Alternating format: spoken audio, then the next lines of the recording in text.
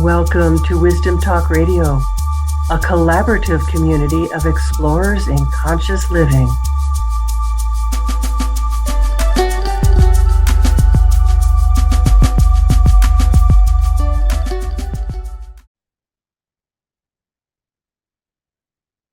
Many of us have had experiences that are not only inexplicable, but really change the trajectory of our life in ways that we don't immediately understand and certainly can't predict the outcome. Sometimes those situations or experiences or events presage a change of a magnitude that would be, unthinkable and certainly unmanageable if we knew what was ahead.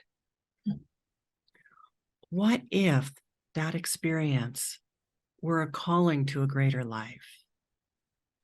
My guest today is here to not only share her experience of this, but I think, I'll say perhaps, but only in parentheses, to invite you into a greater life. I'm Laurie Seymour, host of Wisdom Talk Radio and CEO and founder of the Baca Institute, home of the Inner Guidance Mastery Blueprint. Head there to discover your quantum connection with your inner guidance by taking the Quantum Connection quiz. We are each designed to connect with Source differently, and knowing your own style is the first step of aligning with your inner guidance. And what my guest today also talks about is the inner teacher, and as do I, at a deeper level than you ever thought you could. And it really is the secret or the answer to creating what you truly want in your life. My guest today is Dawn Kohler, who was an award-winning entrepreneur in the computer industry when she was abruptly summoned to take a life-altering course. What followed was an extraordinary healing journey that gave her profound insights and a deep understanding of the human dynamic and how it plays out at home, work, and in our communities.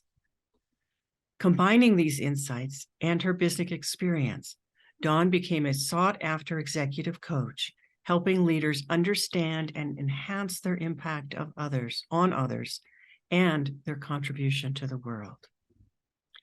Dawn is the author of 3 books, including her recent memoir, The Messages, a prophetic journey she experienced 25 years ago and how it has become relevant today.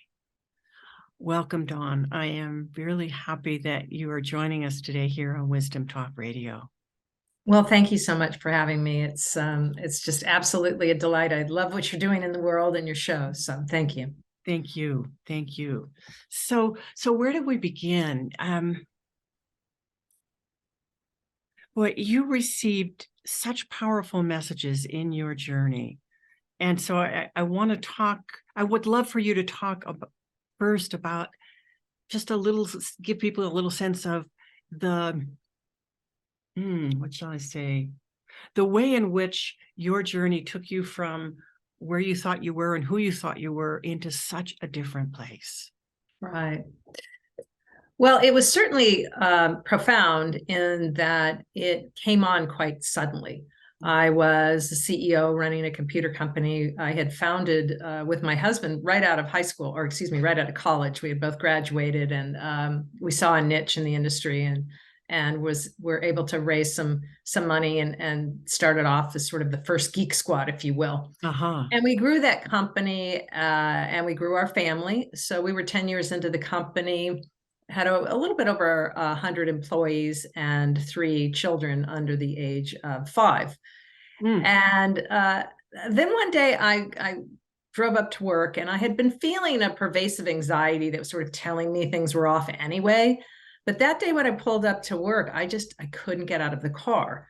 It was as if my own spirit was taking me over and not letting my survival skills, if you will, the things that I thought I needed to do in life to run the show anymore.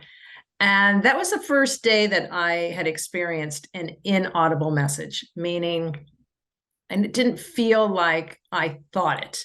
It just came to me as I was fighting to try to get into the building. It said, "This is no longer your way." And at that point, after fighting a little bit longer, I then surrendered that I couldn't get out of the car. This was no longer my way. I went home. At that point, I sunk into a pretty profound depression. I had identified so heavily to my company and to my role, as many of us do, my role as obviously business owner and mother and all the roles that I was playing at the time. And the depression has a way of taking those things away from you, because I just wasn't able to be the person that I had created. Mm-hmm. I had gone to a therapist at the time. I told her the things that were happening to me. The messages continued. I would typically wake up into them and they would direct me. One of them did direct me to this particular therapist. I went to her, again, fully resisting this process. I told her what was happening to me. I told her I thought I was losing my mind, that, I was really getting pulled into something that from a primordial basis felt like it was a calling. I was like, I'm supposed to do something. I don't know what. I don't know why me. This is not my orientation, but this is what it feels like.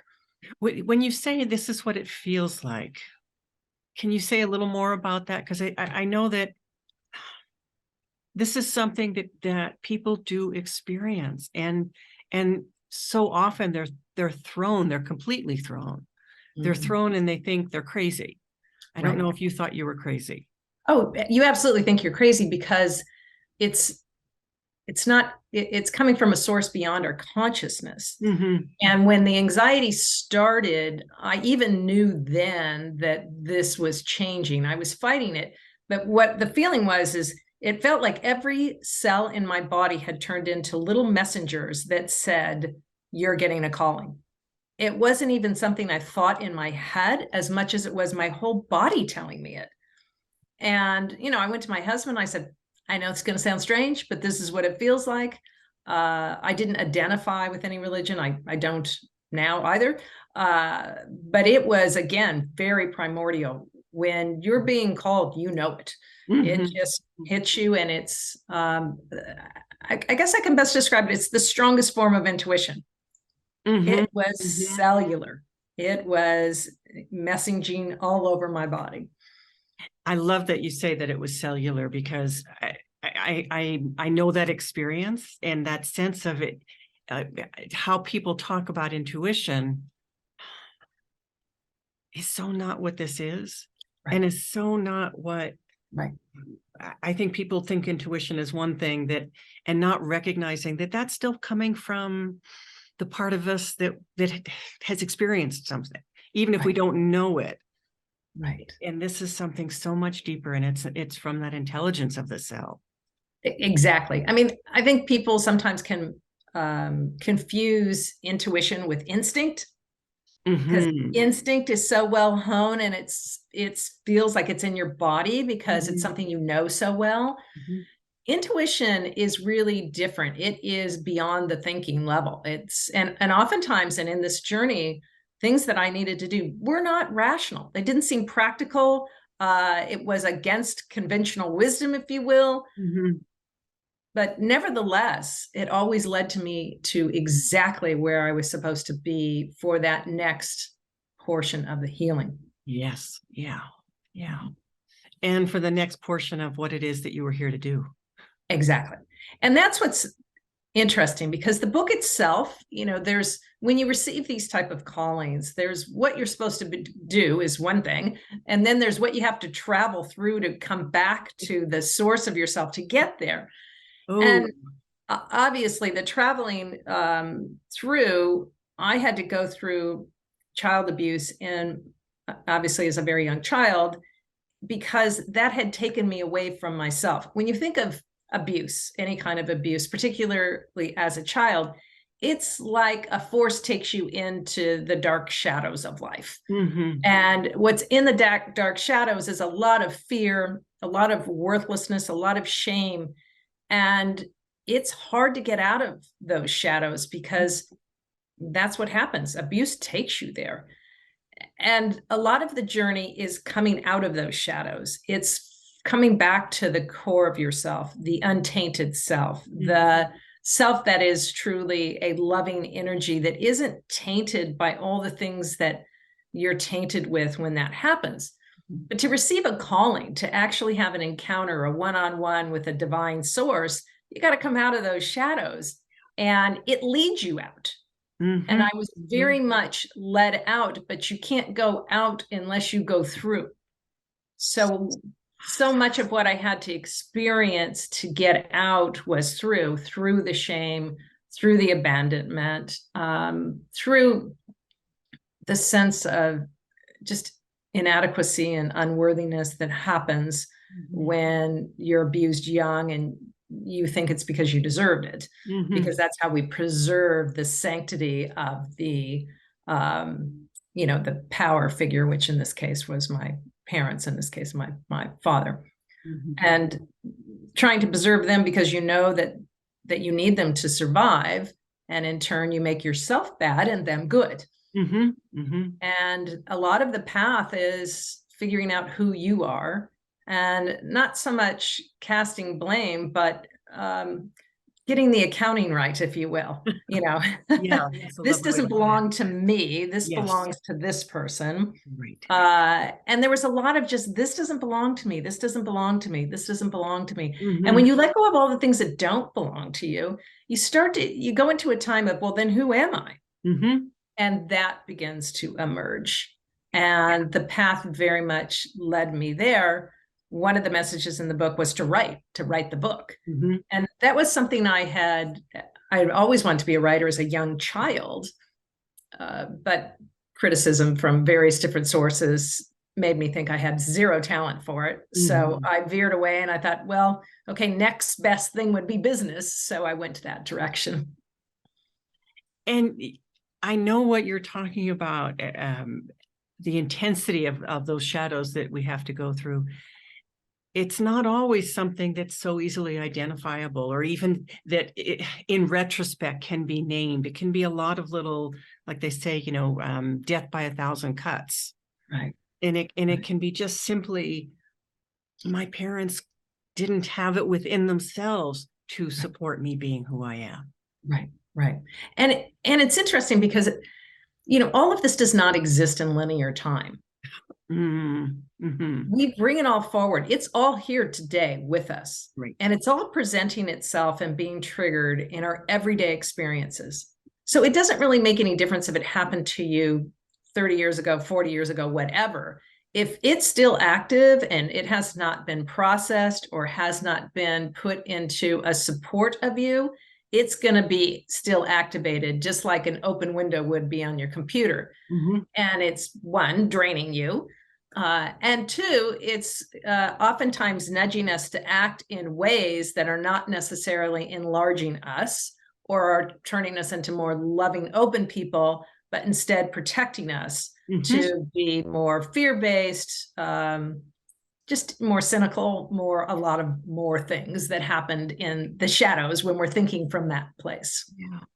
And so often I see when I'm teaching people how to connect more deeply with their inner guidance system, one of the things I see is that people have trouble trusting what comes to them, partly because they don't know, is it an old pattern? And I remember thinking this, so, and going through this very questioning period of, is this real? Could this possibly be real? Especially something that was telling me something really positive about myself and what I was here for and what I was to do next. And could I really receive that? Could I trust it? Or was it coming from an old pattern? And the doubt was as much of the old pattern than anything else. Exactly. It is hard. I've struggled with this as well. I even asked, one of my favorite authors is James Hollis. He wrote Meaning in the Second Half of Life. He's fantastic. And I saw him once and I asked him this, how can you tell? How can you tell, hey, this feeling that I know I need to do this, is this truly intuition? Or is this some fear? Or is it an unmet childhood need? Because unmet childhood needs, they're powerful and they can mimic intuition. And you can believe that this is absolutely the thing that you need to do. And it is difficult. The only way I've ever really been able to assess it is it never really hits you once unless you know, a fire breaks out and intuition of the person that's trying to protect you says get out of the building. But most times, if it's a big move, if it's you need to get out of this relationship, you know, you need to go get this medical procedure, you need to whatever, you're gonna feel it, you're gonna know it. It will repeat itself over time, and you want to make space for it by things like meditation is fantastic. You know, just quieting the mind, because if you can quiet the mind for 10 or 15 minutes, some of these it clears up the channel for that deep, rich brilliance to come through. It's there. It's wants to direct all of us to our highest best self. But there's so many things that we have that are blocking that right now. There's so much noise. So much noise and so much mental fragmentation from the way we operate and the way we multitask. Really hard to get anything pure through that. So we have to start to create, you know, a channel for it. And that can be meditation. I happen to like morning pages too, where if I've got a big issue I'm dealing with, I write the question first thing in the morning, and then I write 3 pages. Just keep your pen going, 3 pages, 3 pages. I'll do that for about 2 weeks, and then I'll go back and highlight what's the repeat message. Because you can often see that, you know, it's a softer voice. It is not fear-based. Right. Often, it's loving. Yeah, it's very loving. Now, sometimes it does tell you something you don't want to do. Absolutely. And that ignites a lot of fear around it. And you're like, no, it can't be that. But it's always right. That's what I have found in my life. It is right. But more times than not, it's told me something that is difficult to do. Exactly. I remember when I knew I needed to leave my husband, and I had a young child, and he had not been well, and, you know, had just come through that. And yet when I found myself saying this out loud to him, it was an, oh my God, kind of moment. Yeah. But the truth of it was so clear in my body. Yeah. So I often will suggest to people that they do that kind of writing, that bringing it through, but then go back and read it out loud, and see how it feels in your body when you are relaxed, when you are just there as the witness to what you've written. And the hard thing, and I think particularly for women, we can get our truth and we know what it is. And sometimes it goes against societal norms. Like, you can't leave your husband with a child because it feels like, oh, it will be deemed as selfish, or other people will deem it as this way. And so we'll make choices based on perception instead of our own truth. It's really, really hard to be able to live in your truth and make decisions from that truth, despite what the perception of that might be. Absolutely. And what people don't see, and what we need to trust, is the best thing for you is always going to be the best thing for the others around you. Always. Yeah. You know, it's going to be the best thing for the husband that you might have to leave, or even the children that, again, that might not look great on the surface, but you don't know the trajectory, because we don't, you know it, because we feel that trajectory. If I stay in this, and I had gone through a similar thing with a divorce, I saw the trajectory and I thought, a divorced mother's better than a dead mother. Yeah. And it wasn't that my husband was abusive, but, you know, I could have ended up with an illness that would have taken me down because I was so far off my truth. Exactly.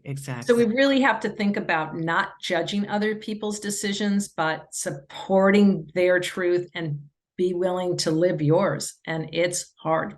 I'll be the first to tell you, as you know, I've lost a lot of family because I lived my truth. Yeah. Yeah. And in my case, I wasn't leaving my child, but everybody believed that our marriage was so great. And it was on a surface level. Yeah. And, you know, I remember my daughter, she was still young when she said to me, you know, it was really good that you did that. Yeah. Yeah. I mean, my children really thrived afterwards because they feel it.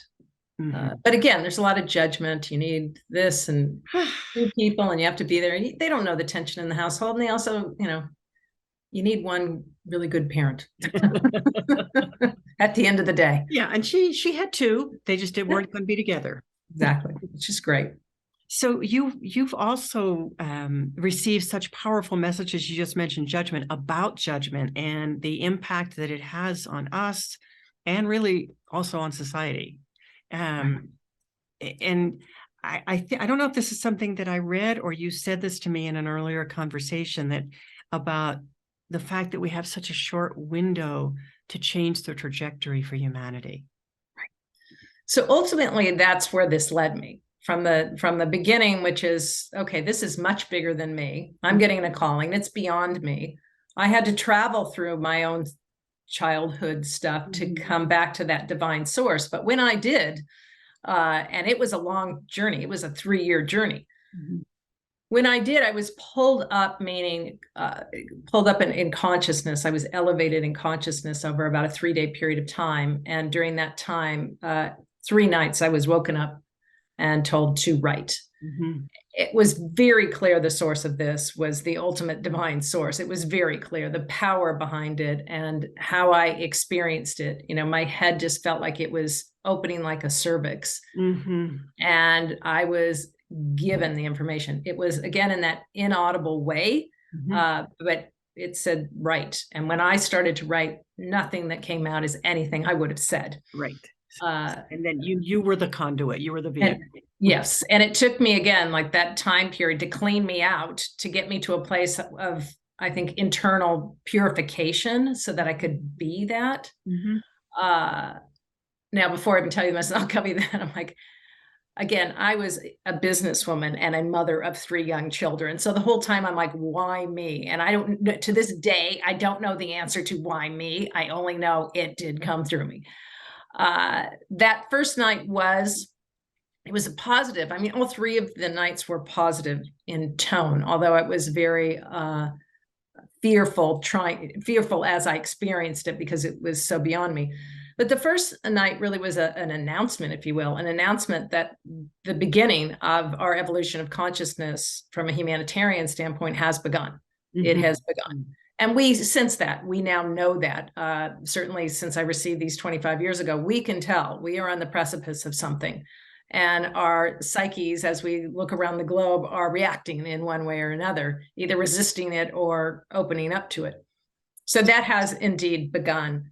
The second night was reassuring, and it said, you know, we will all transform, every single one of us will, and that we will receive what we need to make this transformation.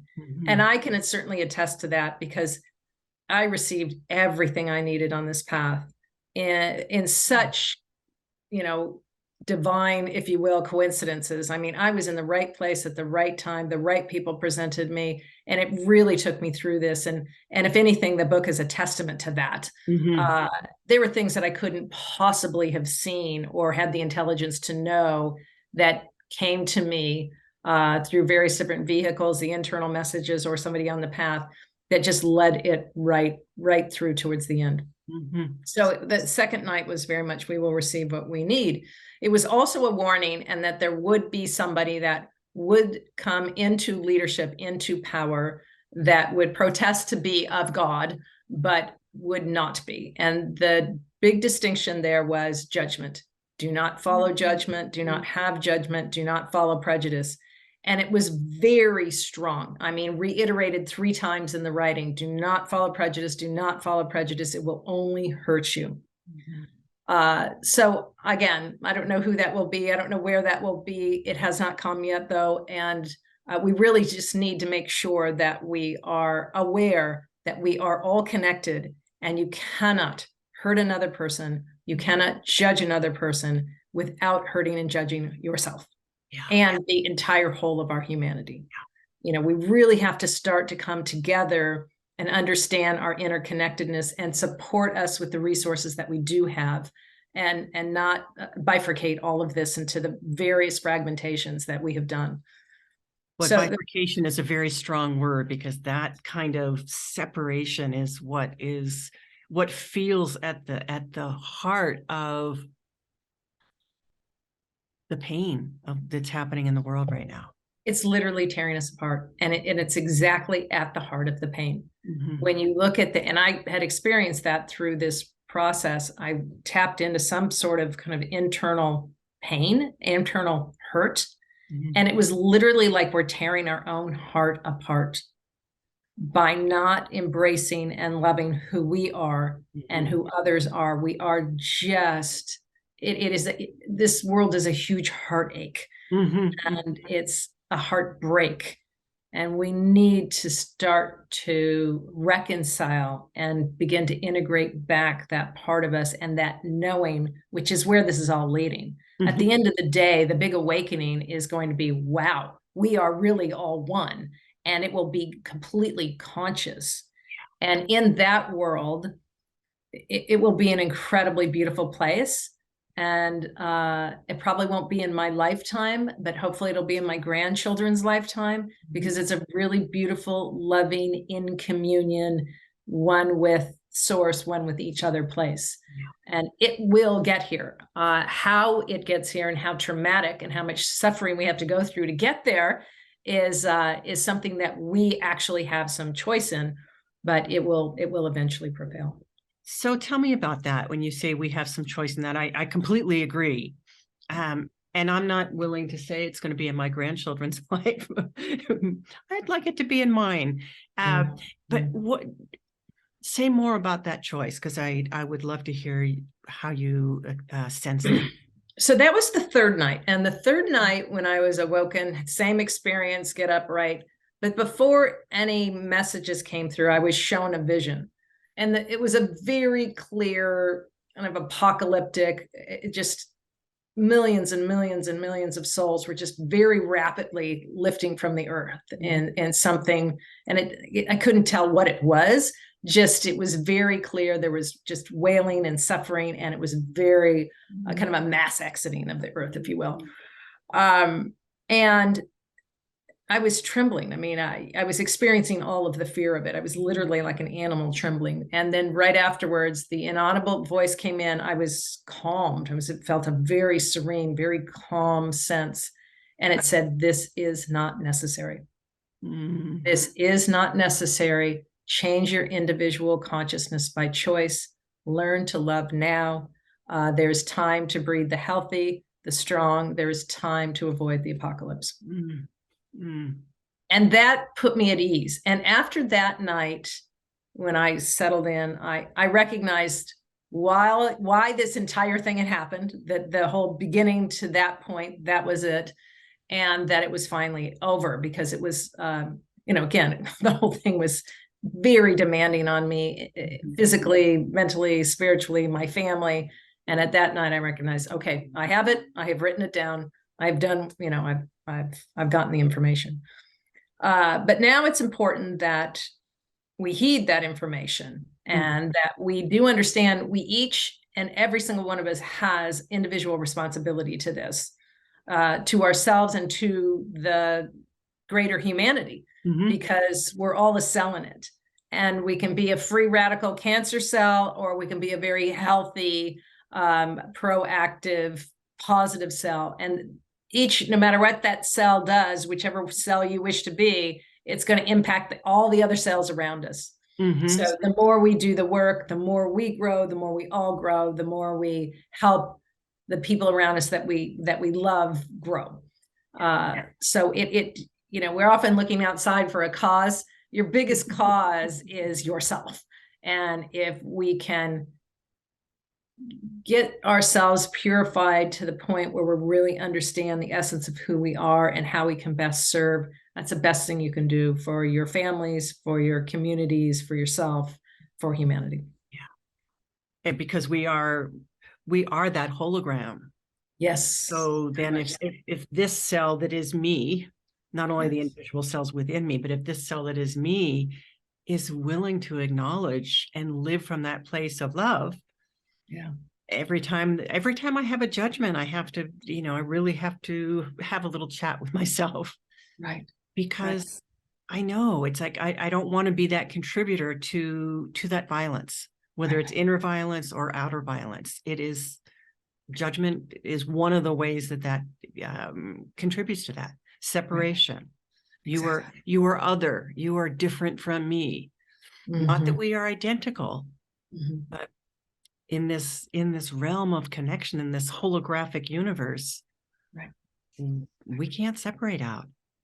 We really can't. And expansion is happening whether we want it or not. It just is. So you can participate and be part of it, or you can resist against it and be part of the resistance. And one of I think the best things that we can do, you talked about that, every single day we have so many thoughts, what is it? 80,000 thoughts. It's quite a bit. And every day we're making decisions, some semi-conscious, some conscious.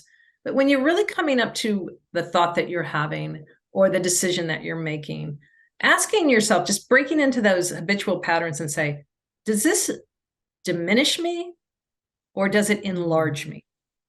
Lovely. And when you think about even a judgment about somebody, or and you think, how's this judgment making me feel? And oftentimes, whether it's bitter or angry, that judgment diminishes us. Yet if we think of that same person or scenario in a loving way, we don't need to connect to him, we don't need to be around it, but in a loving way, we can literally feel ourselves being enlarged by the fact that we have chosen a more compassionate pattern of thinking around it than a judgmental one. Yeah. So how does that all relate to what I feel like you are holding the torch for, which is people being willing to answer that inner call? Yeah. We're all being called. It is how many of us are really tuned into it. The way we tune into it is by finding a way that we can turn our focus internal instead of external. As long as our locus of control, if you will, is external to us, our behavior and thoughts are all based on what perception we want to have others have of us. It's quite, if we think about it, that's sort of a controlling way to be in the world. If we shift internally and think about, okay, what do you think of yourself? And where are the inner aspects of you that are benevolent and kind? Where's the guide in you? Where's the light in you? And where is it trying to lead you? What is it asking you to let go of? What is it asking you to love more of?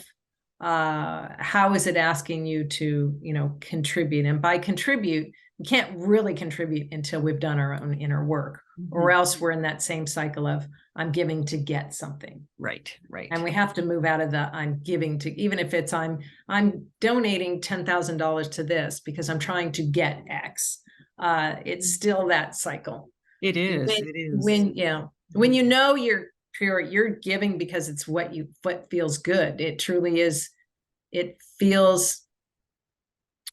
Well, I mean, one of the best experiences I had in the book is when I recognized that love was my own experience. It wasn't something I got from somebody else. And I could recognize, wait, if I just love this person, I have love. Yeah. It's your love. It's not. Yeah, it's my love. It's not like you can't abandon me. It's mine. I have it. I can love. I don't, and that's kind of at the essence of it. We are all the things we're seeking. We just haven't connected to that as an internal source that we are giving the world versus trying to find that in the world. So beautifully said. Yeah. And the more that we come home, yes, I think what you're really talking about, the more that we get to recognize who we are. And you had something, and I think it was something that had come through around the inner teacher and the outer teacher. And that when you start to see, when you are able to see your own reflection in your outer teacher, you've come into that place of your inner teacher. And I had what is probably the singular experience of my life, and it's not something I think I've ever spoken about, certainly on the air, of the first initiation that I received from my teacher. And we were sitting there in energy, and there was a whole transmission coming through. And I looked into her eyes, and I'm there, and I'm just there in the energy. And she said, "What are you seeing?" And I said, "Your face has just changed into mine. The Beautiful. same thing is happening to me." Yeah, it's beautiful. And that spoke of a whole other connection between the two of us, but it also was what it was ultimately about for me, was that recognition of that love. I am loved, Right. not Right. from her, not from anything. If it's external at all, and it isn't really, it's source, it's presence. Right. Right. You know, we get that both in the people in our lives, but we also get it when people have passed. Mhm. And it's really interesting when somebody loses a beloved parent or beloved mother or sister. And that's always that you can kind of watch and they almost turn into sainthood for that person. We forget about all of the things that they did that were really not that great. They just turn into this incredible, kind of spiritual figure. Mhm.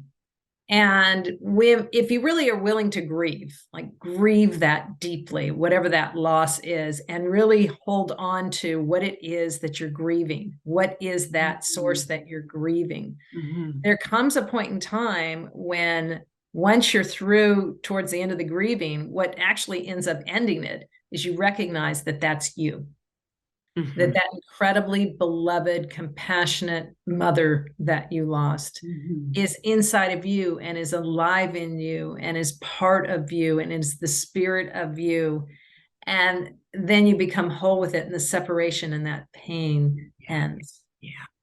But that's the natural progression of grief. It's just that so often we cut it short, or we don't want to feel that. So we do something else, and we're just missing the whole point of it, because Mhm. all we can be is reflections of one another. So do you think, I mean, as you're saying that, I'm wondering if, because I know I can think of people personally who have gotten stuck in that journey, in that process.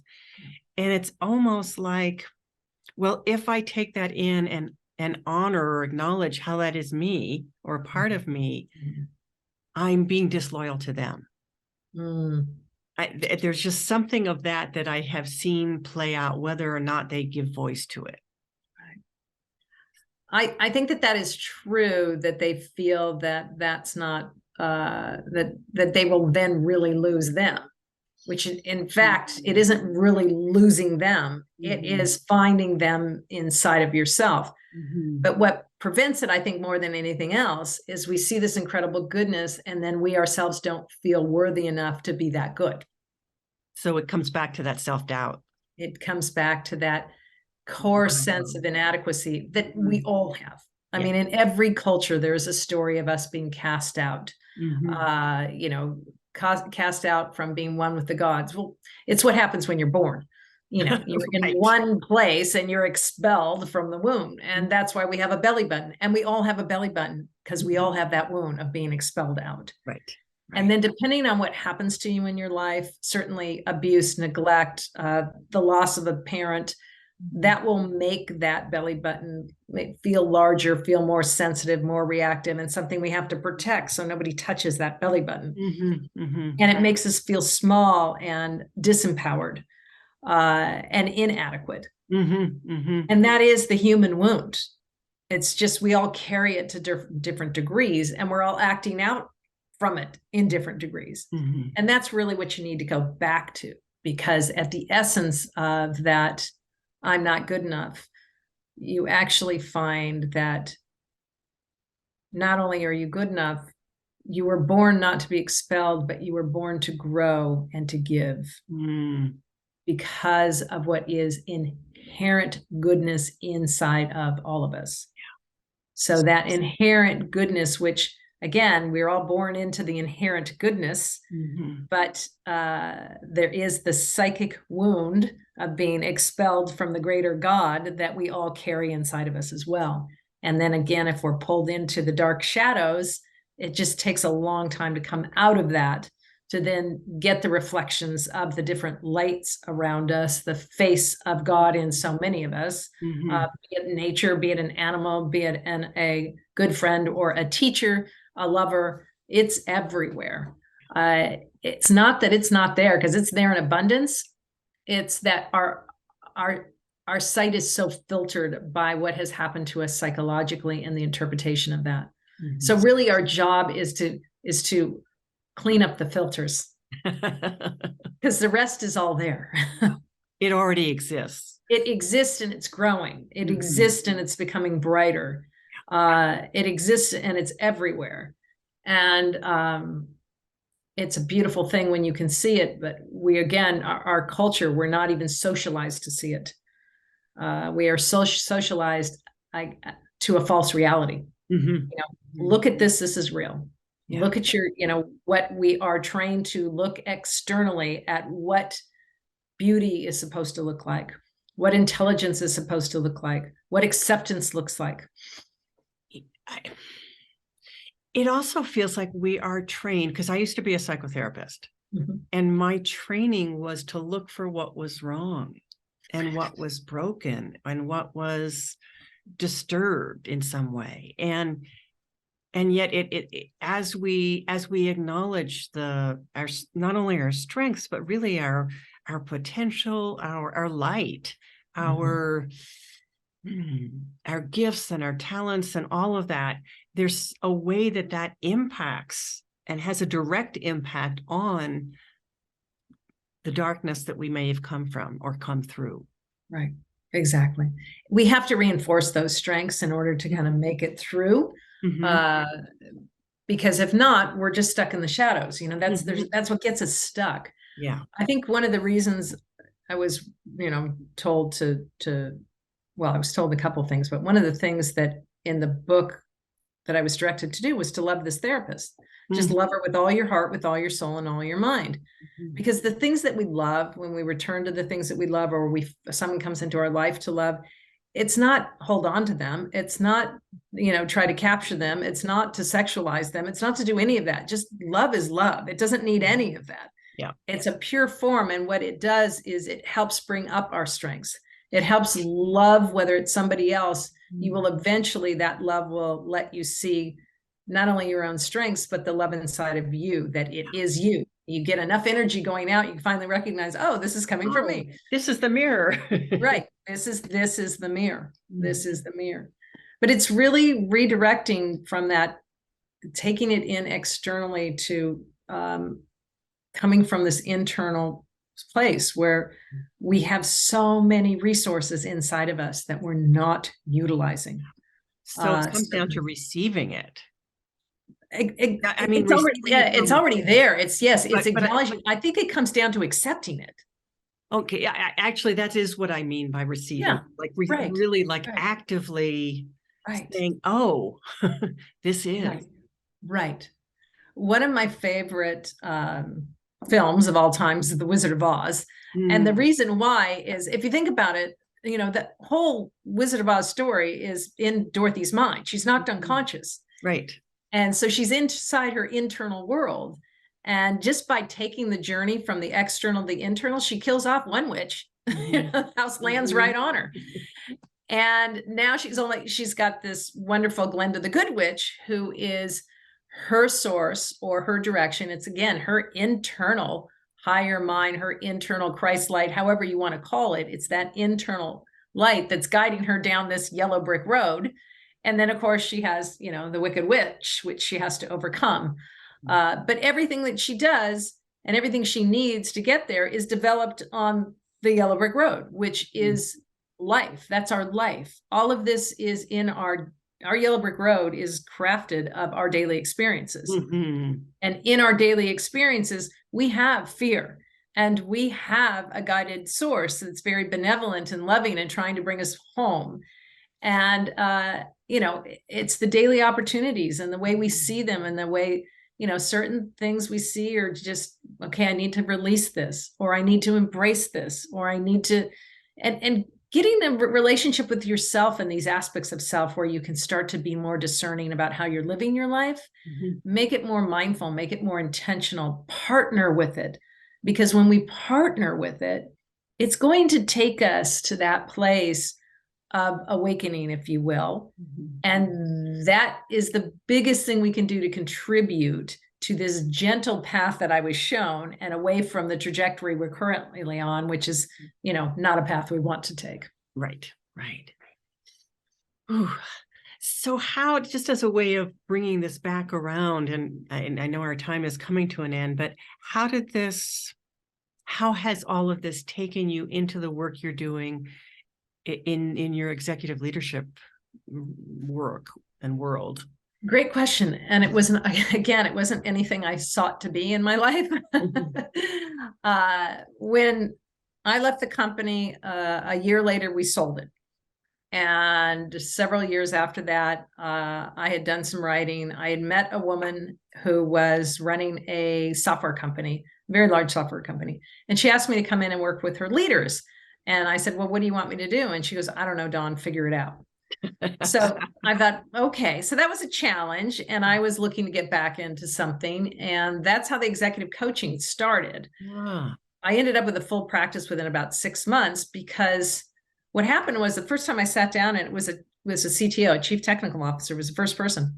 Mm-hmm. And he, I heard his story, and then I went out and got some feedback on the perceptions of him. And it was the business acumen I already knew, but then to be able to sit across from somebody, and I could see the strategies at work. I could see where he was protecting himself. I could see where he was using his strengths. I could see where he was sabotaging himself, and the impact he was having on others. So that being able to, I did so much work on my own inner landscape that now I was able to, through somebody else's narrative, to kind of get an idea of theirs, help them to but help them to navigate, to kind of release the things that were no longer working for them, release those barriers so that they could be best version of themselves. Mm-hmm. And that's what I've been doing ever since. I work a lot with high-level executive women that still suffer from that I'm not good enough wound. Mm-hmm. And a lot of times we are navigating through that so they can be prepared for advancement, because a lot of these women have either been promoted or are being prepared for promotion. Mm-hmm. But, that imposter syndrome is still very real out there, and it's all very much at the root of it. And it's holding us back. It's holding, women and diversity back quite a bit, because mm-hmm. most of us have suffered more of that wound, if you will, for cultural and society reasons. So I really enjoy working with that population now, because it doesn't have to be that way. We can go in and we know that our mind can start to create new patterns and remove the things that have diminished us, mm-hmm. and embrace the things that will enlarge us. Yeah. And that's the calling for all of us right now. And exactly. And that's what I hear your kind of your culminating message, if you will, but also your essential message, which is that we are so much more than we think we are. And it's up to us to embrace that. You couldn't have summarized it better than that. That's exactly right. We are so much more. Mm-hmm. And there's so much goodness inside of us. Mm-hmm. And there's so much really authentic giving that we have, but it's not going to take from us. Mm-hmm. It is effortless when you find it. Yes. It is effortless when we embrace it and accept it and get out of those shadows that have been cast and created, and that many of us get lost in. Mm-hmm. We got to find our way out of that. Yeah. And as each of us do that, what we're doing is we're adding to the collective. We're adding to the whole. That's exactly right. And the more we add to the whole, that it was clearly told to me, we have time for a gentle change. This does not have to be horrific. Mm-hmm. We have time for a gentle change that will lead to a very, very positive, loving world for all of us. But we've got to embrace that we're in the change and not get caught up in the fear of it. Yes. And instead embrace where it's taking us and the path that will lead us there. The fear is just going to make it, more difficult. Yeah, it stops us. It stops us. It stops us, and it creates suffering. Yeah. It's not unlike those of us that have gone through labor. We are expanding, and you expand, and when you contract, it hurts. That labor pain hurts. Mm-hmm. And if you fear the labor pain and you fight it, then the contractions are more painful. When you breathe and you go through it and you work with it and you expand it, we open up for that new life. And that's really what's happening right now. Thank you, Dawn Kohler. I love what you're doing in the world, and it feels so important. Can you tell people how to reach you? Yes. You can find me on my website, which is Dawn Kohler, DAWNKOHLER.com. And my book, The Messages, a memoir, is also out on Amazon. So you can go to Amazon, look for The Messages, or type in my name, and you'll find it there. So that's how I can best be reached. Happy to hear from anybody. Send me an email, and thank you for the opportunity to come on your podcast and to share the story. I really appreciate it. You are so welcome, and I'm moved by what you're doing, and I'm grateful that you're here. Well, thank you. Thank you very much. Appreciate it. And thank you to our listeners, our viewers, for being with us today here at Wisdom Talk Radio. Join us here regularly for more wisdom, discovery, and illumination.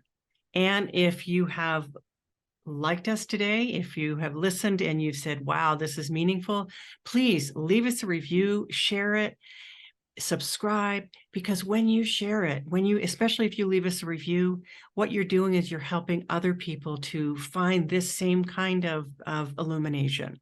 And what you're doing is also spreading the transformation. So that's what we're about here. And for more about deepening your connection with your own inner guidance, take the Quantum Connection quiz today. Thanks for joining us here at Wisdom Talk Radio. We wish you well in your conscious explorations.